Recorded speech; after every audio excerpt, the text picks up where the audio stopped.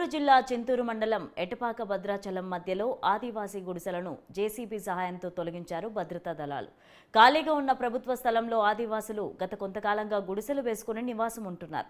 అయితే గుడిసెలు తొలగించాలని ఇప్పటికే పలుమార్లు అధికారులు ఆదివాసులకు నోటీసులు అందించారు.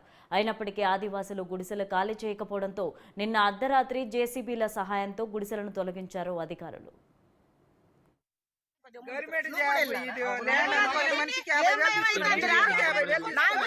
అప్పుడు చెప్పండి మేము కూడా వస్తాం. మాకు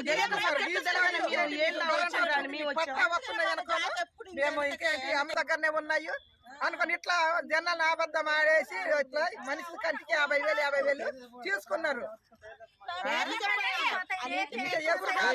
లక్ష్మణ్ అక్కడు ఈ వీరసాని ఇంకా ఇంకెవరు ఉన్నారు.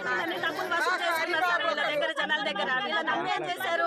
20,000 ఇచ్చేటోళ్ళు 20,000 ఇచ్చారు, 30,000 ఇచ్చేటోళ్ళు 30,000, 50,000 ఇచ్చేటోళ్ళు 50,000 ఇచ్చారు. వీళ్ళు తీసుకుపోయి ఎక్కడ కట్టుకున్నారో వీళ్ళకి తెలియదు. ఎక్కడ కడుతున్నారు ఏంటి అని వీళ్ళు నిలదీస్తే వీళ్ళ మీద గొడవ అని వీళ్ళతో గొడవలు పెట్టుకోవడం. మరి ఈ డబ్బులు వీళ్ళు అడుగుతుంటే అట్లా మాట్లాడుతున్నారు వాళ్ళు.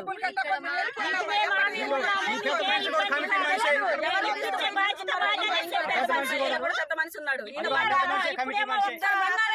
తాకట్లో పెట్టారు సార్. మరి వీళ్ళు ఎట్లా బంగారం ఇచ్చారు? ఇంత పిచ్చోళ్ళు బంగారం ఇంకా రాలేదు, ఇంకెట్లా వస్తుంది? వాళ్ళు తప్పించుకొని పోయినప్పుడు బంగారం వస్తుంది సార్ వీళ్ళకి.